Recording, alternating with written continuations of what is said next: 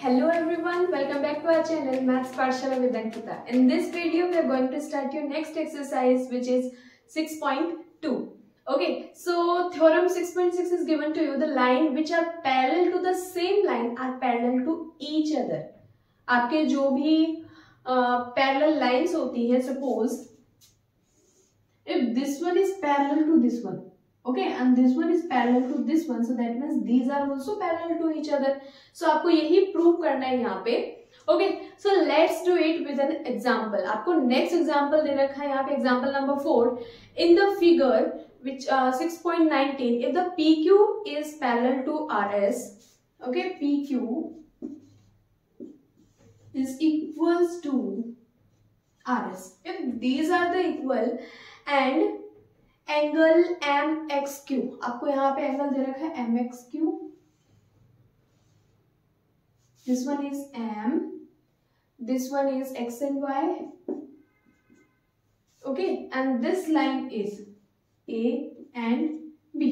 ये आपको यहाँ पे लाइन दे रखी है एंड एंगल आपको यहाँ पे गिवन है 135 and this one is of 40, this one is of 40 degree. Right, सो आपको यहाँ पे क्या फाइंड करना है, आपको यहाँ पे फाइंड करना है कि ये तीनों लाइंस इक्वल है. ओके, तो यहाँ पे आपको देखना पड़ेगा कि these two lines are equal और ये आपने क्या किया, इसको सपोज किया है कि this one is also equal. तो यहाँ पे आपको क्या करना है, ये एंगल आप फाइंड कर सकते हैं इजीली. दिस वन, ये कैसे आप फाइंड कर सकते हैं, in a linear equation their sum will be of 180. If this one is 40, so this will be of 140. Same you can go with this. This will be 40. This will be 55.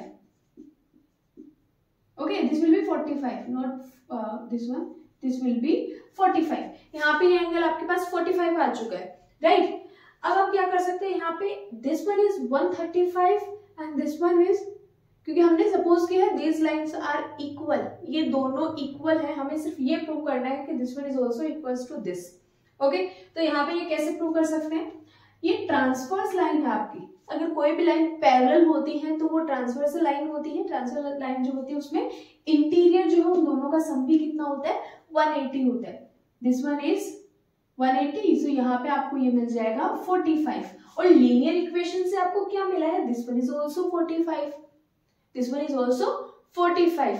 तो यहाँ पे हमने क्या चीज देखा है कि ये आपका एक अल्टरनेटिंग एंगल यहाँ बन रहा है. This one is equals to this one, this one is alternating angle. और अल्टरनेटिंग एंगल हमेशा आपका कब बनता है, जब वो लाइंस आपकी पैरेलल होती है. ओके, सो हमें यहाँ पे प्रूव हो चुका है कि this line is parallel to this one. Same यहां से आप कर सकते हैं, this one is of 40, right. आपका यहाँ पे ये 140 है तो ये भी 40 हो जाएगा. इससे हमें ये पता चला है कि ये दोनों जो लाइंस है आपकी वो एक दूसरे के पैरेलल. ओके, नाउ आप यहाँ पे क्या चेक कर सकते हैं, if this one is equals to, we get that PQ is parallel to AB and AB is parallel to RS. इन दोनों से हमें क्या पता चला है, दोनों पैरेलल है. So from equation first and second यहाँ से हमारा ये प्रूव हो जाता है कि PQ जो है वो आपका RS के भी इक्वल है. और आपको यही प्रूव करना था इस थ्योरम के अंदर. ओके, नेक्स्ट जो है आपके पास वो है question number first of exercise 2.6.2.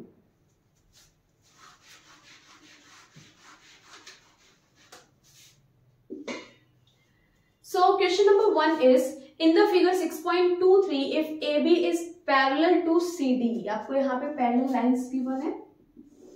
This one is AB parallel to CD and then आपको दे रखा है EF. ये लाइन है आपकी, this one is EF. Okay, and one line is passing from them. इनसे एक लाइन आपकी पास हो रखी है. नेक्स्ट आपको यहाँ पे दे रखा है angle X, this one is angle Y and this one is angle is Z. Okay, and यहाँ पे रेशियो भी गिवन है. Ratio means it is not a perfect value. So Y and Z का आपको दे रखा है, Y and Z. This one is 3, so you can take 3A, this one is 7A. Okay, 3:7 दे रखा था. Now find the X. आपको x की वैल्यू फाइंड करनी है। हमें यहाँ क्या दे रखा है, AB is parallel to CD। ये दोनों लाइन जो है आपकी वो पैरेलल है, राइट। दोनों लाइन आपकी क्या है, यहाँ पे पैरेलल लाइंस आपको गिवन है। तो आप क्या कर सकते हैं, x प्लस वाई इन दोनों का सम क्या होगा आपका 180, क्योंकि ये आपकी ट्रांसवर्सल लाइन यहाँ पे जा रखी है तो उनका इंटीरियर एंगल जो होता है वो 180 होता है, राइट। अब यहां से आप क्या फॉर्म कर सकते हैं, इस CD लाइन को ऑन लाइन CD, आपकी जो CD लाइन है वहां पे क्या हो सकता है, ये एंगल और इसको आप सपोज कर लीजिए B, ठीक है। तो यहां से आपको पता चला कि एंगल y प्लस B इन दोनों का भी सम क्या होने वाला है, 180 होने वाला है, राइट।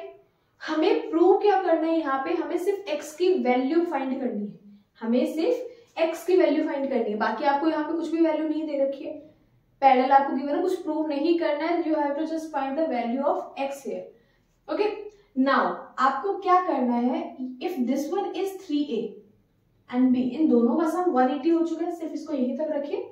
नेक्स्ट, ये दोनों जो एंगल्स है आपके, angle B plus Z, angle B plus Z जो है वो आपके क्या हो जाएंगे, इक्वल हो जाएंगे।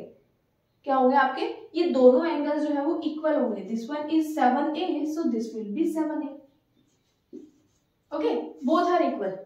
आपका क्या हो जाएगा, z इक्वल्स टू 7a, यहां से आ जाएगा z इक्वल्स टू 7a, क्योंकि आपका कोरोस्पोंडिंग एंगल बन रहा है। जब भी पैरेलल लाइंस के ऊपर f फॉर्म होता है तो उसे क्या बोला जाएगा कि वो कोरोस्पोंडिंग है।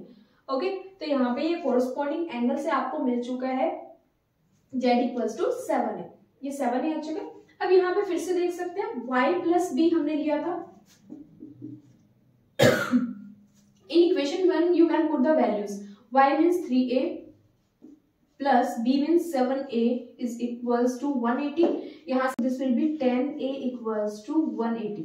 सो a की वैल्यू आ जाएगी 180 divide by 10, that means a equals to 18। और यहाँ से आपने क्या प्रूव किया था कि x equals to 7a।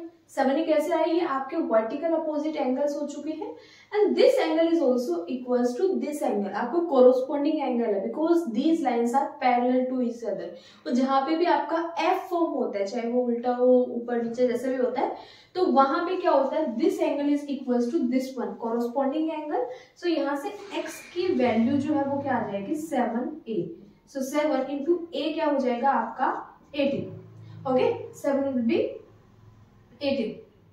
So this will be 126. It is 126 is your answer. Okay, next one, question number 2.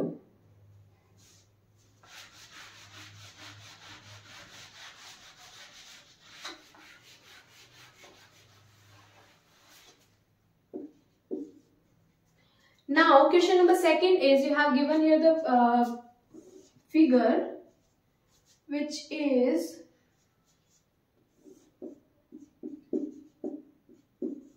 AB, this one is CD, this one is F and E, F and E, this one is Z, और ये आपको यहाँ पे दे रखा है।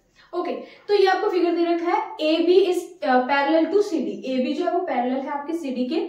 Next आपको यहाँ पे दे रखा है कि EF जो है वो परपेंडिकुलर है CD के, दैट मीन्स ये आपका 90 डिग्री, सो ये भी 90 डिग्री का फॉर्म होगा। ओके, नेक्स्ट है GED इज ऑफ 126, आपका GED जो फॉर्म हो रखा है this one is of 126 degree, right. Now find the AGE, आपका AGE जो है ये आपको फाइंड करना है, एंड GEF, आपको GEF सिर्फ ये वाला फाइंड करना है। ओके, एंड आपको फाइंड करना है FGE, ये वाला, ये 3 एंगल आपको यहां से फाइंड करने हैं। ओके, सो यहां पे आपके पास क्या आएगा, angle GED which is equals to 126, ये आपको गिवन है, राइट। एंड GED आपका कैसे फॉर्म हो रहा है, GED इक्वल्स टू, अगर आपने इन दोनों को ऐड कर दिया तो आपको पास GED आ जाएगा, मतलब angle GEF plus angle FED, इन दोनों एंगल्स को आपने ऐड किया तो आपके पास GED एंगल आ जाएगा। GED है आपके पास 126 degree, now GEF this part ये हमें नहीं पता है, so you can write here GEF plus FED क्या आपका 90 degree. So from here you can find the value of GEF। ये क्या हो जाएगा 126 minus 90, so this will B of 36, this will B of 36 degree. तो GEF आपको निकालना था, this one is of 36 degree, right. अब यहां से आप क्या देख सकते हैं कि दोनों पैरेलल है एक दूसरे के, दोनों लाइन जो है वो पैरेलल है। तो अगर पैरेलल लाइन के अंदर क्या होता है, ये एंगल हमेशा इस एंगल के इक्वल होता है, राइट। तो यहाँ पे ये क्या हो जाएगा आपका अल्टरनेटिंग एंगल। जब भी जेड फॉर्म होता है किसी पैरेलल लाइन के ऊपर, so that means it is alternating angle. So यहां से आपको पता चला कि angle AGE which is equals to the angle 126। आपने दो एंगल यहां से निकाल लिए। अब एक लाइन है आपके पास ऑन लाइन AB, आपकी जो AB लाइन है इसके ऊपर इन दोनों का सम कितना हो जाएगा 180 हो जाएगा। मतलब angle AGE plus angle FGE which is equals to 180 degree. So AGE आपने अभी फाइंड किया है which is of 126 plus FGE आपको निकालना है, so you can subtract it from 180। So angle FGE which is equals to 180 minus 126. Okay, so this will be of 54. FGE angle जो है आपका वो आ चुका है 54. Okay. Now question number 3.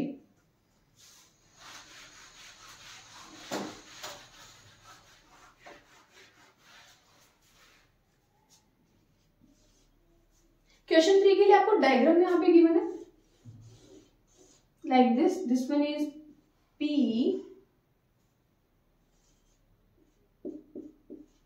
Q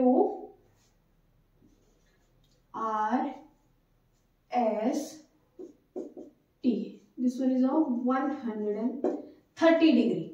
okay, यहाँ पे आपको गिवन है। So in the figure 6.25 if the PQ is parallel to ST, अगर आपका PQ जो है वो ST के पैरेलल है then PQR is equal to 110, ये एंगल आपको 110 गिवन है। RST जो है वो 130 आपको यहाँ पे गिवन है। Find the angle QRS, QRS आपको ये एंगल यहाँ पे फाइंड करना है, right. And next is hint भी आपको यहाँ पे दे रखी है according to your NCERT book, draw a parallel line to the ST through point R। आपको क्या करना है, ST की पैरेलल लाइन ड्रॉ करनी है पॉइंट R से। So you can draw a parallel line to it.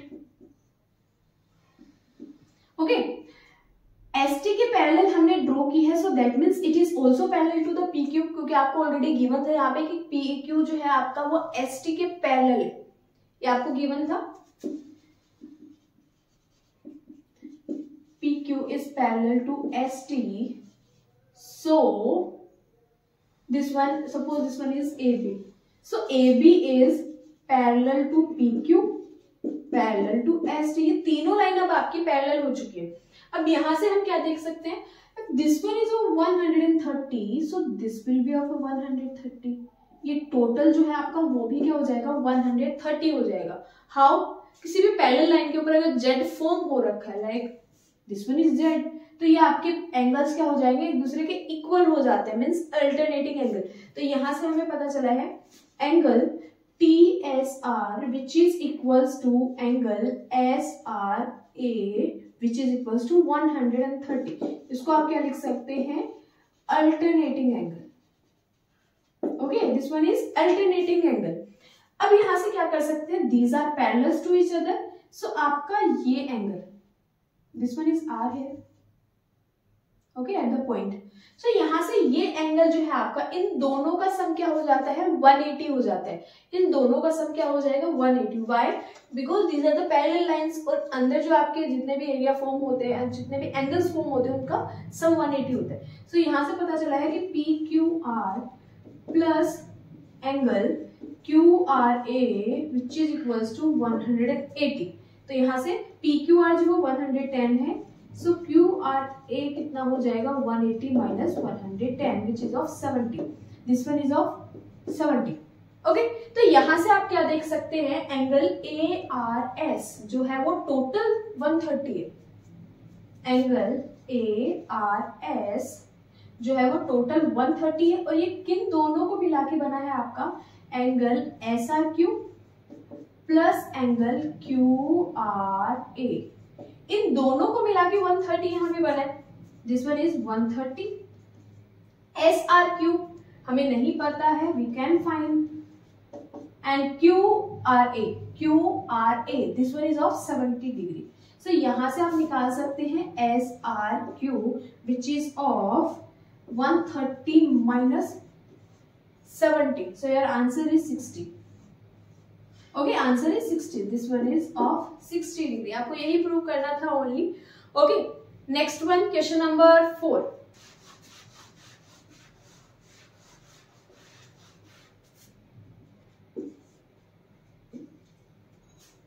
So question number 4 आपको figure दे रखा है, पहले हम फिगर ड्रॉ कर लेते हैं. This one is CD. This one is AB, and this one is PQR. This one is 50 by 127, and this one is X. यहाँ ये फिगर आपको गिवन है, इस फिगर में क्या दे रखा है कि AB जो है वो CD के पैरेलल है. Okay, now angle APQ is 50, and PRD जो है वो 127 गिवन है. You have to find the value of x and y. x और y की वैल्यू फाइंड करनी है. These are equal. अब यहाँ पे क्या देख सकते हैं, these are equal, these are parallel, तो आपका ये टोटल एंगल जो है वो 127 के इक्वल हो जाएगा. Means 50 plus y which is equals to 127. क्यों? अल्टरनेटिंग एंगल वहां पे बन रहा है आपका z बन रहा है ना, इसलिए क्या हो गया अल्टरनेटिंग एंगल. तो यहाँ से y की वैल्यू आप निकाल सकते हैं 127 minus 50. So this will B 757. Okay, this will B of 77. Okay, next. अब नेक्स्ट आपसे पूछा गया है this angle is of 77, means y की वैल्यू आपके पास 77 आ चुकी है, राइट. अगर आप Q एंड D लाइन की बात करते हैं, ऑन लाइन QD, आपकी ये जो लाइन है इसके ऊपर एंगल R, पॉइंट R के ऊपर जितने भी एंगल्स होंगे उन दोनों का सम क्या होने वाला है आपका 180 होगा, क्योंकि एक पेयर, एक लीनियर पेयर यहाँ पे बन रहा है. So angle PRQ plus angle PRD, इन दोनों का सम हो जाएगा 180 डिग्री. सो यहां से आप निकाल सकते हैं PRQ, इसकी value PRQ which is equals to 180 minus 127 हो जाएगा. So this will be 3 and 7 2 53. Okay, 53 यहाँ पे आ चुका है. Now अब आप क्या कर सकते हैं, ट्राइंगल आप यहाँ पे चेक कर सकते हैं. This one is of 53. We know that the sum of angles of triangle is 180. Okay, next आपके पास क्या है, sum of angles of triangle is 180.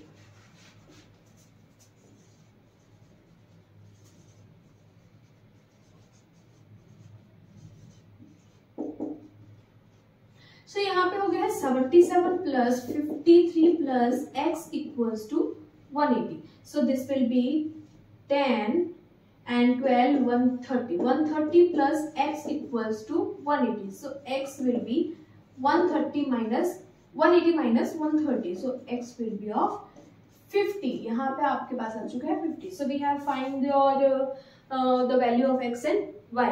Okay, now the last question of this exercise in this chapter also, question number 5.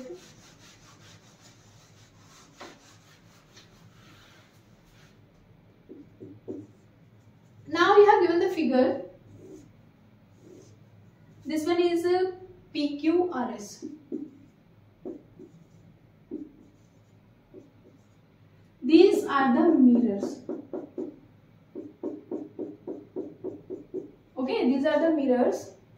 And आपको यहाँ पे दे रखी है incident ray and reflected raise यहाँ पे फॉर्म हो रखी है. ठीक है, यहाँ पे आपने रे जो है वो मिरर पे की, वो वहां से रिफ्लेक्ट होके दूसरे मिरर पे जा रखी है, वहां से रिफ्लेक्ट बैक हो रखी है.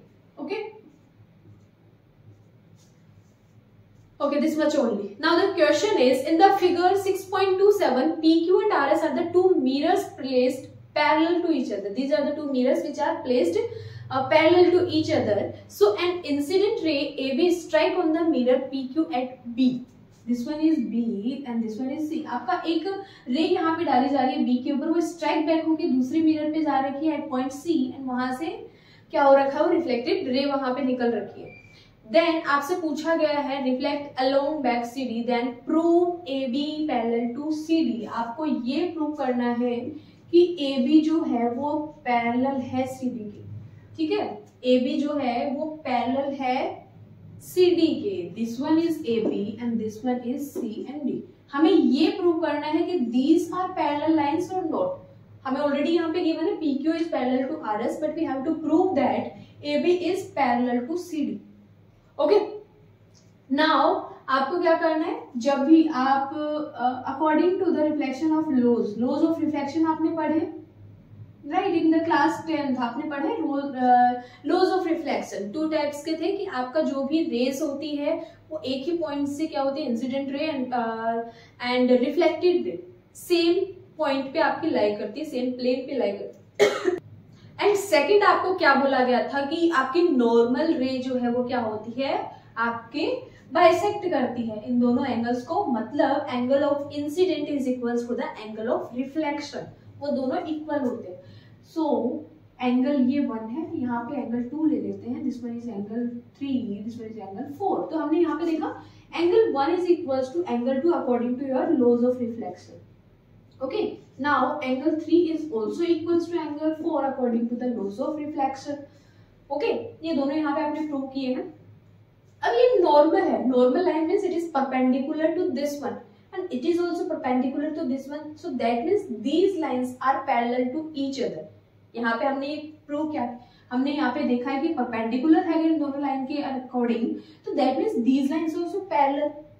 यहाँ से ये सपोज कर लीजिए आप इसको ले सकते हैं UV.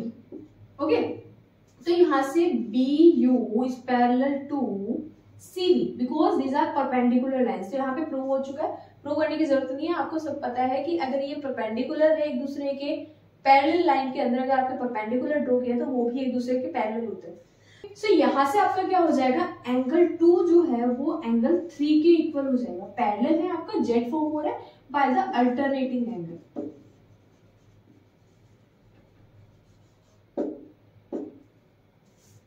ओके, यहां से आपको ये भी पता है कि इन दोनों को अगर आपने ऐड कर दिया है, angle 1 plus angle 2 is equals to angle 3 plus angle 4.